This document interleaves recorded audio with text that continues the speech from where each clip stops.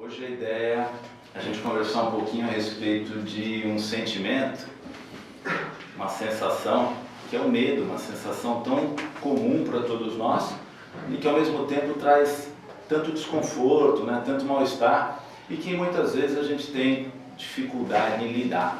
Então vamos tentar esmiuçar um pouquinho.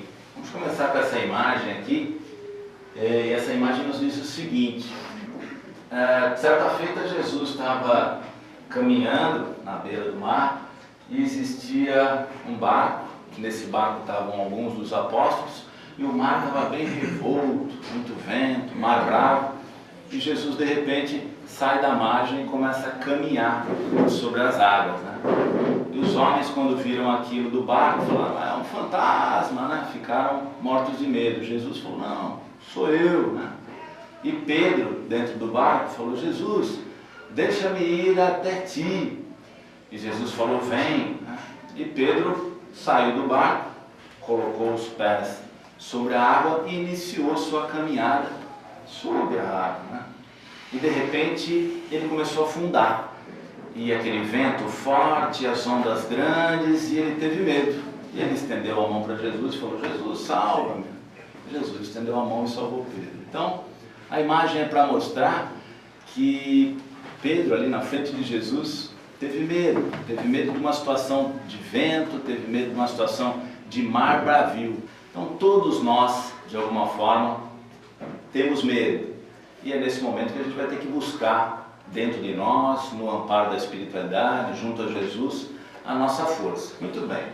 Se a gente fosse definir medo, o que seria medo, né? Então medo é um conjunto de sensações físicas e emocionais que trazem tremendo desconforto para nós.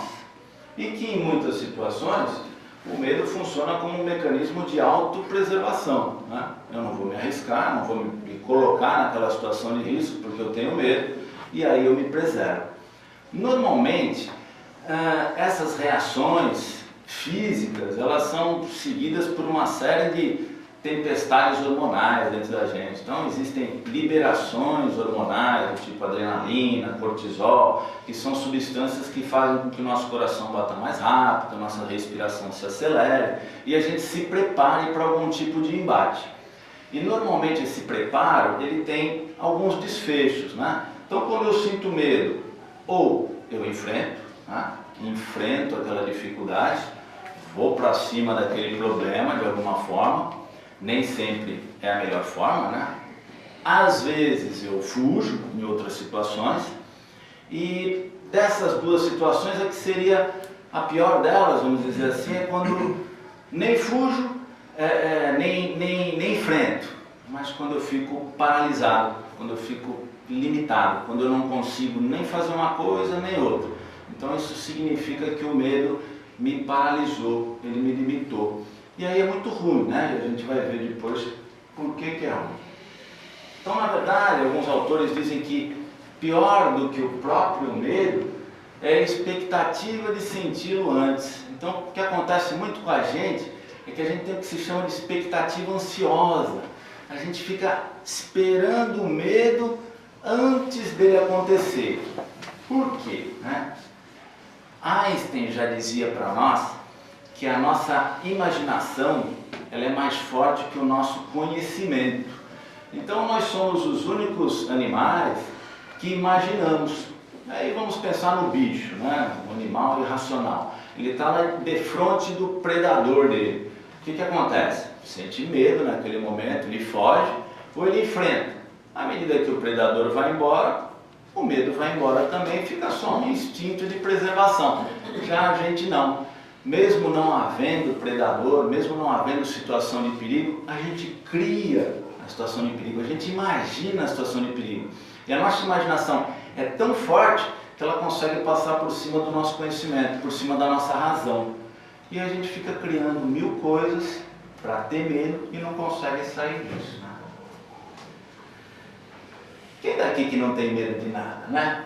Quem daqui que não tem algum medinho? Então, todos nós temos os nossos medos, que são considerados normais, e quando exacerbados são considerados fobias. Então, tem medo de barata, tem medo cachorro, ele tem medo de avião, e a gente tem uma série de outros medos que a gente vai falar um pouco mais à frente. Então, mais uma vez, o medo nocivo, ele paralisa, ele limita. Então, esse medo que nem fujo, nem ataco e me defendo, enfrento, é o medo ruim, aquele que me deixa parado, sem nenhum tipo de ação. Já o medo protetor, esse nos faz cuidadosos, né? Então, se o cachorro vem na minha direção, eu corro, eu me cuido. Alguns são temerários, são irresponsáveis, enfrentam, e aí existem os riscos que a gente vai falar um pouquinho mais à frente. André Luiz, ele ensina pra gente o seguinte: o corajoso, aquele camarada que tem coragem, ele enfrenta situações com tranquilidade, com serenidade. O temerário, que é aquele meio irresponsável, meio imprudente, ele vai para cima das situações e ele corre um risco tremendo. Então lá, diz André Luiz, o corajoso suporta as dificuldades superando-as, vai para cima do medo e supera. O temerário afronta os perigos sem ponderá-los. Então, quando a gente não pondera, né, existe um risco muito grande de enfrentar às vezes.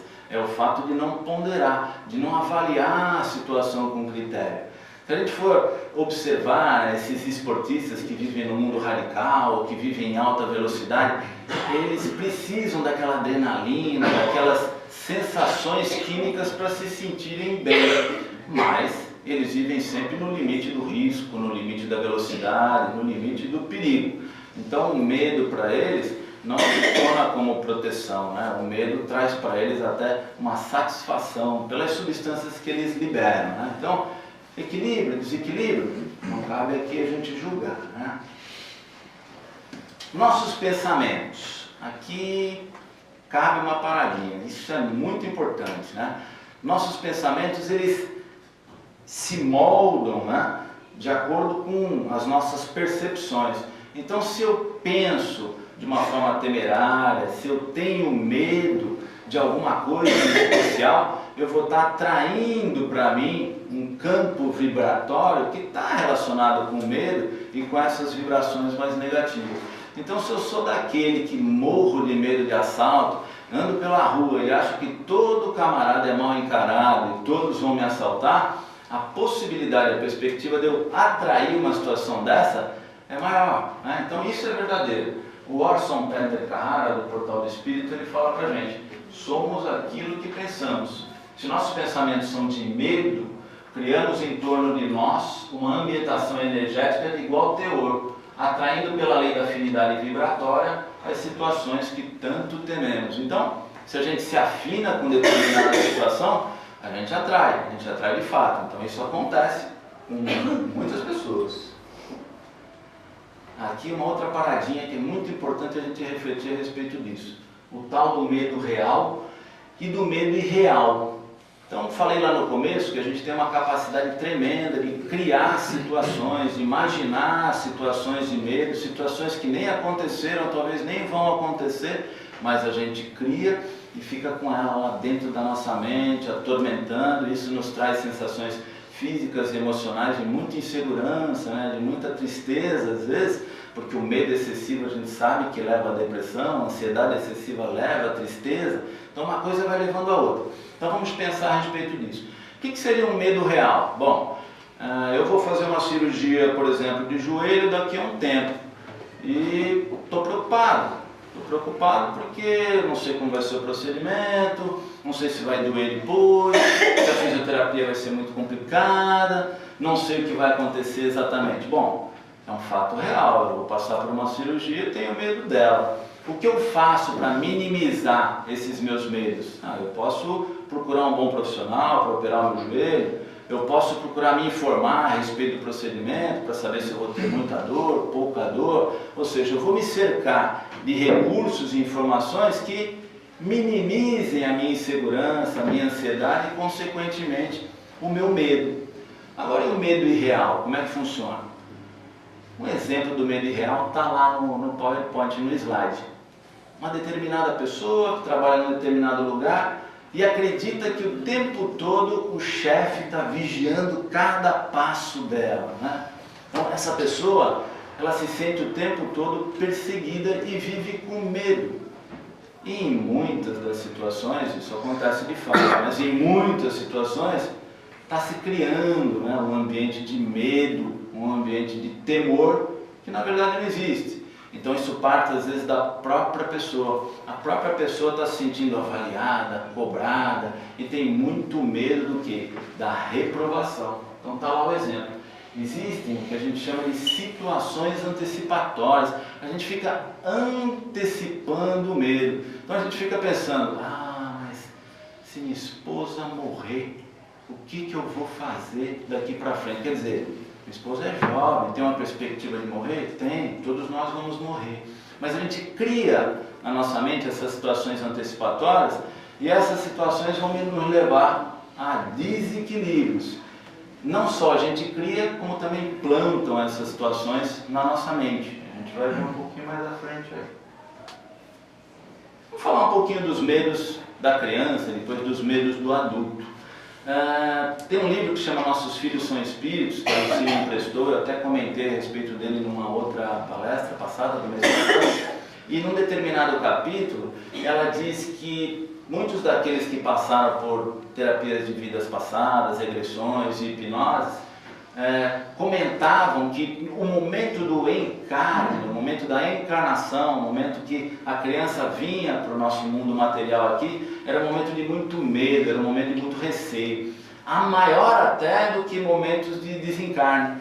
Por quê? Porque a criança está chegando, ela está chegando nua, não sabe quem ela é, não sabe para onde ela vem, o espírito está, as memórias estão todas embaçadas. Então é por isso que a criança vem com toda essa característica frágil, de insegurança.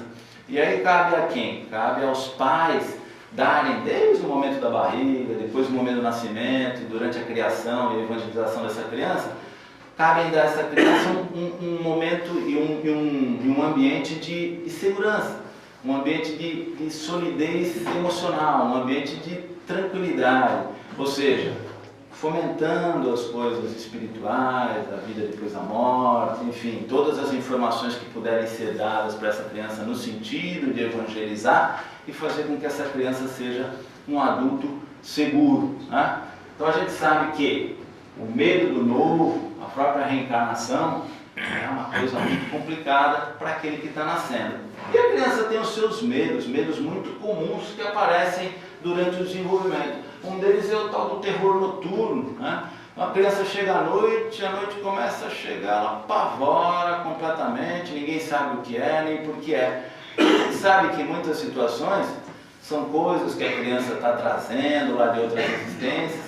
Numa determinada idade a criança fica muito médium, né? Até os 7 anos mais ou menos, tudo muito aberto, as percepções muito abertas, então a criança ouve, ela enxerga coisas diferentes e começa a ter um terror noturno. Isso tem que ser tratado e acompanhado do ponto de vista espiritual. Às vezes a coisa não se resolve, tem que ser tratado às vezes por um profissional. O próprio medo de perder os pais, que é chamado de ansiedade de separação. Existem crianças que não conseguem ficar longe dos pais de jeito nenhum. Os pais têm que ir até a escola, colocar a criança lá, ficar na porta esperando, porque a criança acha que de alguma forma vai perder os pais, né? Então sofre por essa ansiedade de separação. Isso é uma coisa muito comum também, que tem que ser trabalhada desde cedo. Como diz lá o irmão Frederic, as crianças têm que ser trabalhadas desde a barriga. E à medida que elas estão aqui no nosso ambiente, a gente tem que tentar criar bases de segurança. Porém, tem aquilo que o Espírito traz e que a gente tem que trabalhar. E às vezes essas crianças precisam ser tratadas do ponto de vista espiritual e médico, psicológico, né? E os medos do adulto, e os nossos medos, né? Nós temos medo de tudo, né? Temos medo de um monte de coisa.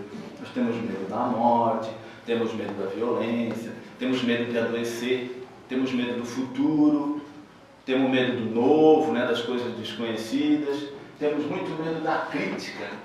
Medo da crítica. Se a gente clicar lá na internet, a gente vai ler que um dos 10 maiores medos do homem aqui na Terra, em entrevistas feitas, ele está muito relacionado com a reprovação. As pessoas têm muito medo, por exemplo, de falar em público. Por que medo de falar em público? Medo da crítica, né? Eu estou aqui desse lado, achando que vocês estão me avaliando, estão achando uma porcaria o que eu estou falando e vão me criticar, né? Então, se não houver alguma segurança do meu lado, realmente não vai dar. E é muito difícil realmente, né? Eu tinha muita dificuldade de falar em público, e aí, 12 anos atrás, mais ou menos, fui convidado para dar uma universidade. Eu falei, puxa, vai ser um desafio, deixa eu ver aqui. Vai ser um desafio tremendo, eu não sei se eu vou conseguir, porque eu tinha muito medo. E aí me juntei com uma outra professora que também tinha muito medo, e nós dois juntos começamos a dividir, né? Começamos a dividir a nossa dificuldade, o nosso medo, e a partir dali a gente vai ver que trocar as experiências de medo é uma coisa muito boa, né? Então eu a partir dali falei, vamos encarar essa, vamos encarar. E a gente começou num processo, e aquilo foi dolorido, foi demorado, né? Até a gente conseguir dar aula um pouquinho mais relaxada. Mas não achem que falar em público é uma coisa relaxada. Para algumas pessoas é um prazer, mas é sempre difícil, você tem que se preparar, você tem que de uma certa forma se expor, né? E tudo isso traz dificuldades. Daí um dos motivos da gente sofrer muito e ter muito medo da crítica, ou seja, da gente se importar demais com o que os outros vão achar a respeito do que a gente está fazendo, do que a gente está dizendo, da forma que a gente está agindo. Então, por isso, muita insegurança e muito medo no trabalho, dentro das relações afetivas, interpessoais, né? As pessoas têm muito receio de tudo isso. Então, esses são alguns dos medos que nós temos, né? Então, se a gente fosse pensar como um bom espírita, né? Um homem de bem, né? Estável, equilibrado, um pouquinho mais evoluído, a gente não deveria ter tanto medo assim. Porque de alguma forma a doutrina espírita ela nos explica uma série de coisas, justifica uma série de coisas, né? Então, temor da morte, a gente já falou aqui em outras situações, a gente teme a morte, é uma coisa muito difícil, mas a gente sabe que a vida não acaba, que algo vem depois, e que se eu fizer uma trajetória mais ou menos boa, né? Eu vou ter lá alguma coisa um pouco melhor lá na frente, né? Ah, medo da violência, eu tenho medo da violência. Se a gente sabe que tudo que tem que acontecer acontece, e que tudo está ligado a uma lei de causa e efeito, se eu perdi lá, olha, se eu roubei lá, alguém vai me roubar aqui, né? Então quando meu carro for roubado, eu for assaltado, eu vou entender, desde que eu não fique naquela vibração de medo e de terror. Às vezes aquela vibração de medo e terror já me remete a tempos passados, porque eu já estou esperando alguma coisa, né? Então a minha afinidade vibratória começa a me puxar para esse tipo de situação. Então, se nós de fato acreditássemos, tivéssemos fé, a gente não teria tanto medo. A religião espírita, a doutrina espírita, ela nos infunde muita confiança em diversos aspectos. Algumas outras religiões colocam um medo danado, às vezes, vai para o inferno, vai fazer da onde, né? Deus vai te punir, ele é mau. Traz todo esse receio. Algumas pessoas precisam viver embaixo desse medo, embaixo desse receio para cumprirem, né? Mas o Espiritismo ele nos dá muita liberdade, muito livre-arbítrio para a gente escolher o caminho que a gente quer.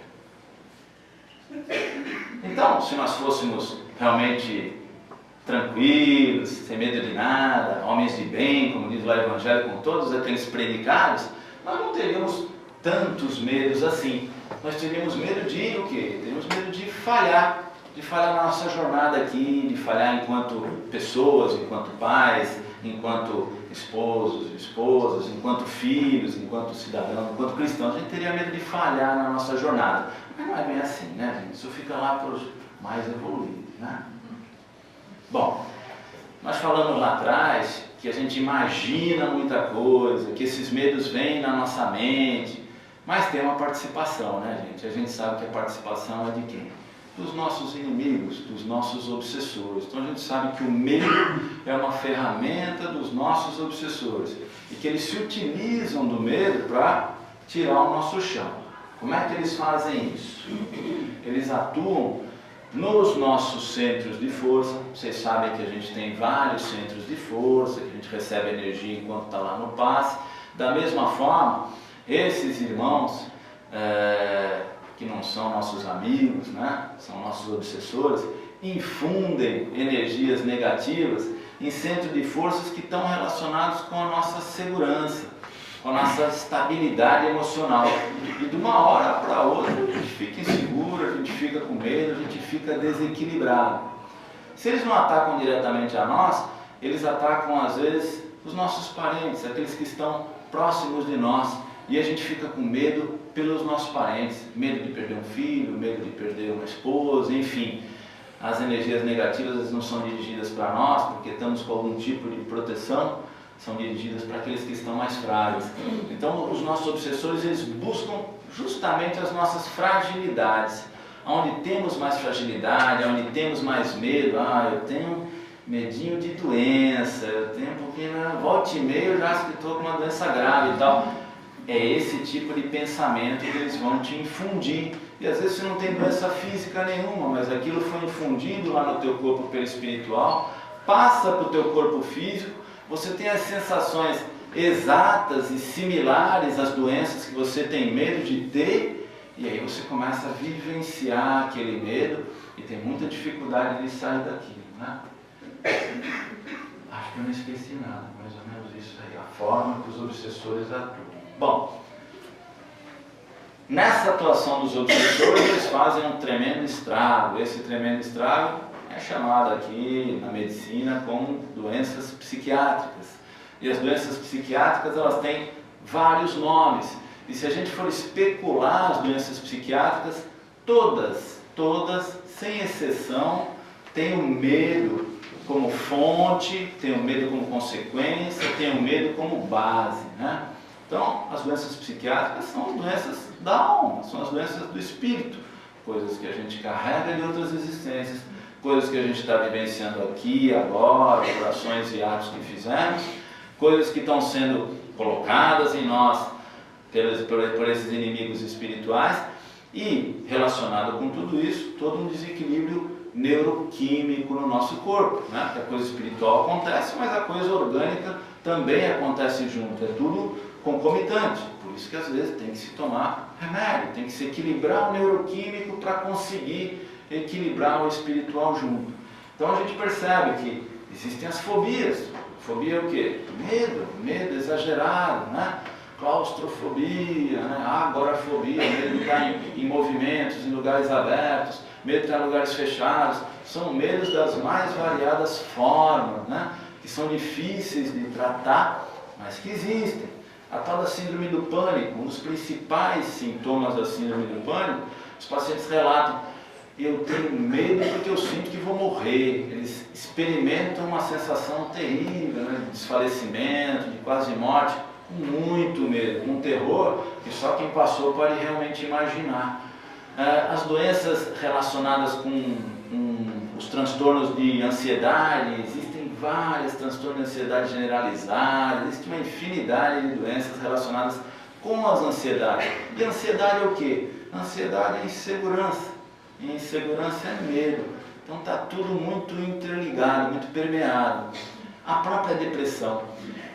O deprimido, antes de ser deprimido, às vezes ele é extremamente ansioso, ele é extremamente inseguro.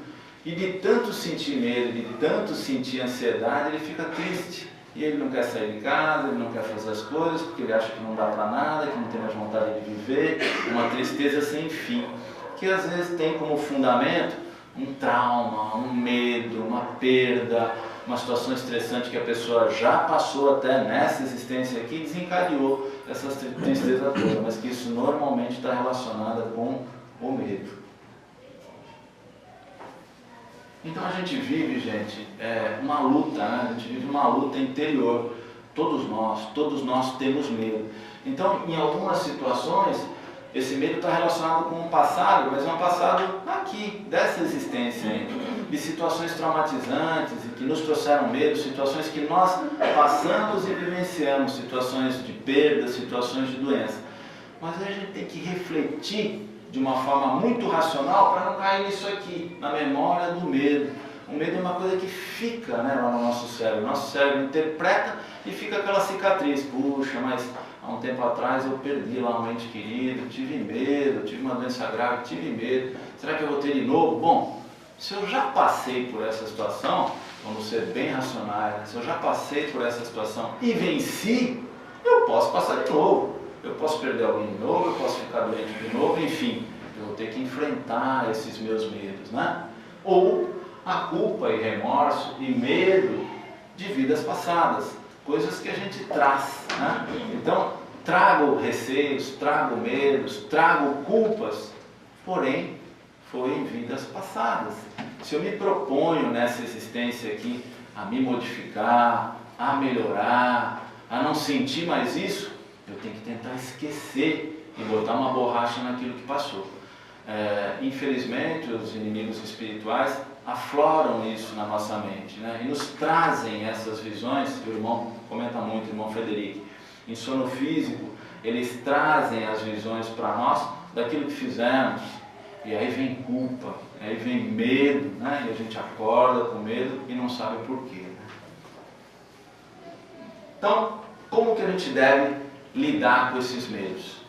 Se a gente parte do pressuposto que medo é insegurança, né? E a gente precisa de um caminho espiritual para nos ajudar, para nos fortalecer, a gente tem que entender que essa insegurança também é falta do quê, gente? É falta de fé, né? É falta de fé. E não aquela fé cega, não raciocinada, mas uma fé racional, né? De entender, de compreender as coisas, de entender as coisas que a espiritualidade quer nos passar, que Jesus quer nos passar. Então, a partir do momento que a gente exercita a nossa fé, a gente nos fortalece espiritualmente de alguma forma. Ah, mas é só isso? Não, não é só isso não. Então, como a gente já tinha dito, o medo é fruto da insegurança. Agora, eu tenho fé, tudo bem, mas eu vou lá e compro alguma coisa que eu não posso pagar. E depois vou ter medo de ir para o SPC. Eu traio a minha mulher, e depois vou ficar com medo que minha mulher me deixe, né? Aí não adianta a fé, né, gente? Aí é eu vigiar e eu ter prudência e bom senso na minha vida material e moral. Eu conduzir a minha vida de uma forma adequada, para que o medo não apareça. Não vai aparecer num piscar de olhos, né?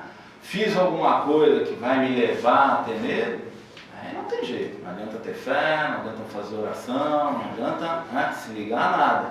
Eu tenho que me vigiar espiritualmente, fortalecer essa minha fé, mas eu tenho que me vigiar na vida material também, dar os passos, né, de forma prudente. O que a psicologia moderna tem a nos dizer aí a respeito de medo? Eu não sou psicólogo, sou fisioterapeuta, mas a gente colhe algumas coisas, porque alguma coisa sempre ajuda, né?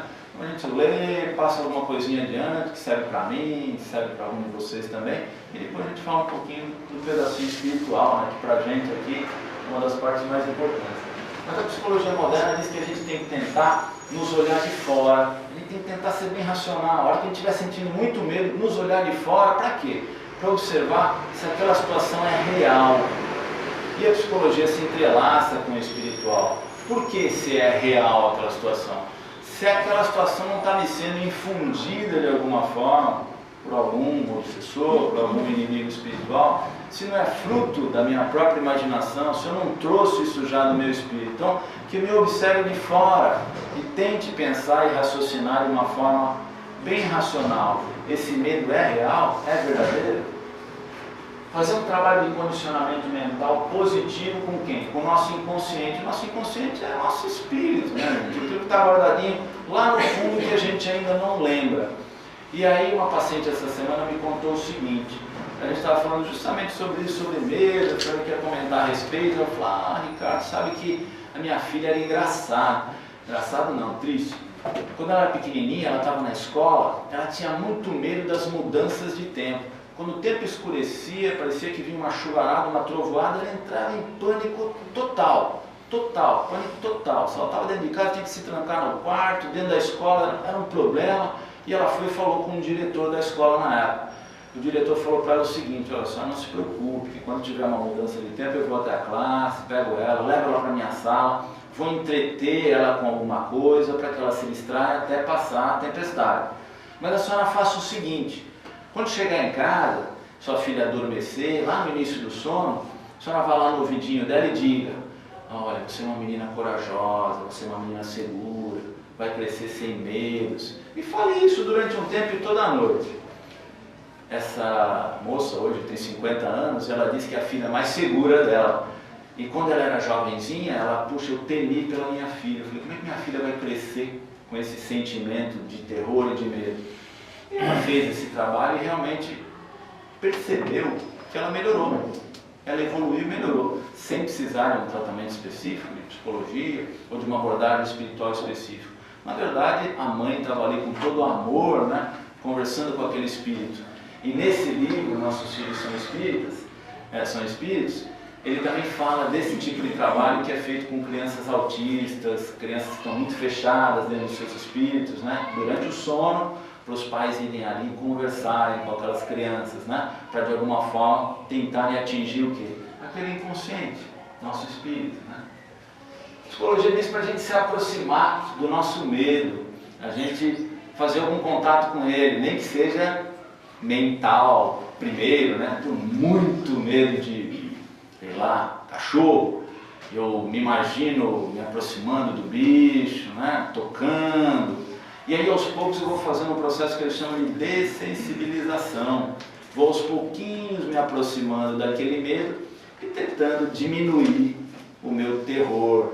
E isso pode ser mentalmente e depois de uma forma condicionada, onde eu vou me preparando e vou me aproximando da situação que me cabe e que me traz temor, e vou tendo aquelas sensações de receio, mas passo a passo eu vou vencendo.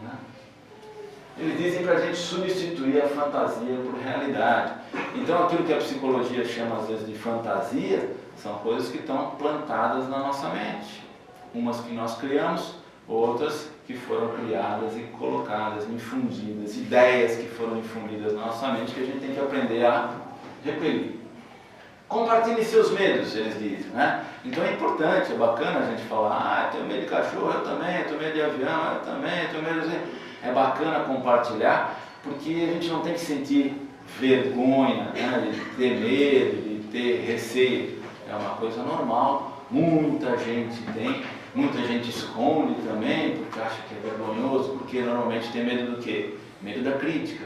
Aí tem medo de alguma coisa e também tem medo da crítica que vão fazer porque ela tem medo daquela coisa. Então olha como a gente é complicado, né? E a gente vai criando medos, e esses medos vão ficando. E depois para eliminar um, dois é fácil, mas para eliminar essa renca toda é difícil. Então a nossa cabeça tem que ir sendo trabalhada aos pouquinhos.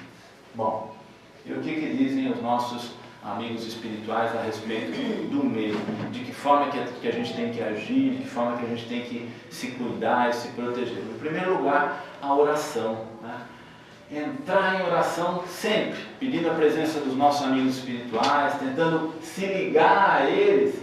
E nesse momento a gente tentar vigiar ao máximo os nossos pensamentos. Então, seja no momento do medo, do temor, antes dele, depois dele, durante dele, a gente tem que fazer as nossas orações, porque a oração é um sustentáculo, é ela que nos mantém ligados aos nossos amigos, e esses amigos tentam substituir essas energias perniciosas que às vezes estão próximos de nós. Então, uma tremenda ferramenta, né?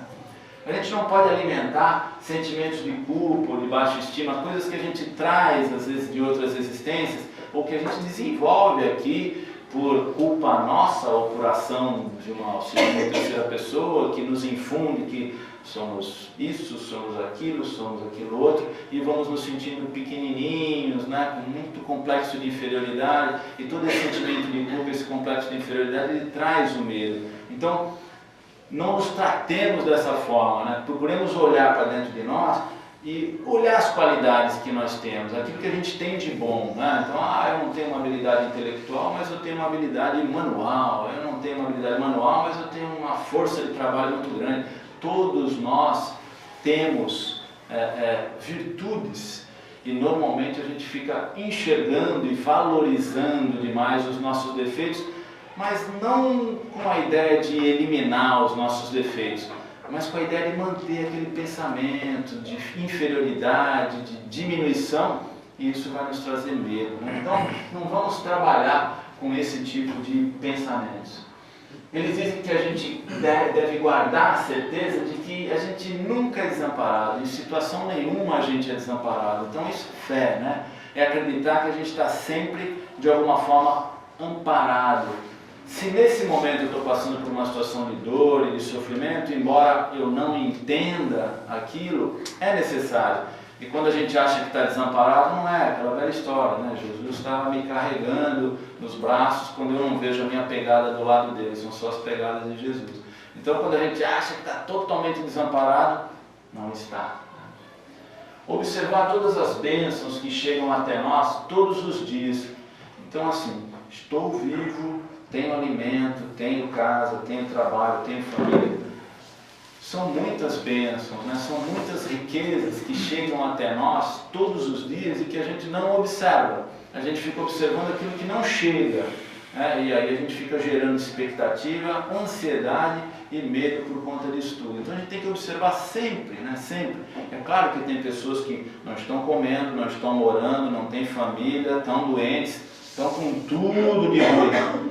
Mas às vezes essas pessoas estão com tudo de ruim, não tem medo, né? Tem uma força de espírito, tem uma fé que a gente não sabe de onde vem. Então muitas vezes a gente acha que não pode suportar, que não vai tolerar, que tem medo demais, e aí a ajuda vem de algum lugar, às vezes a doença vem, às vezes o revés vem, e o medo que a gente achou que tem, a gente acaba passando por cima dele com uma certa tranquilidade. Isso é muito importante no final, gente. Criar um ambiente doméstico e de trabalho, de muita harmonia, de muita tranquilidade, de muito amor, de muita indulgência, fazendo o quê? Dentro do lar, o nosso evangelho, né? Que à medida que a gente faz o nosso evangelho no lar, todas as energias negativas que estão por ali são removidas, são limpas. E naquele momento que a gente se une em família, um transmite para o outro muita segurança. Então é muito importante que a gente sente que os nossos filhos, nossos parentes façam esse evangelho. A gente vai se sentir naquele momento mesmo mais seguro para enfrentar o dia, para enfrentar a semana, né? Então essa prática da oração, do evangelho no lar, da reunião, isso desenvolve uma relação de segurança, de confiança muito grande que faz com que o medo vá sendo abafado. E por último, nos modificando, né, gente? Tirando de nós aqueles sentimentos e aquelas situações que são muito ruins, que a gente sabe que atraem o medo de uma forma muito poderosa, né? Então, o orgulho, o egoísmo, né, a inveja, esses sentimentos, eles andam junto com outros sentimentos muito perniciosos e a gente acaba enveredando por eles e vai dar de cara com medo, sem dúvida. Então a gente tem que vigiar os nossos pensamentos, como eles disseram lá atrás, e a gente tem que vigiar esses nossos sentimentos também, tentando de alguma forma afastar eles de nós.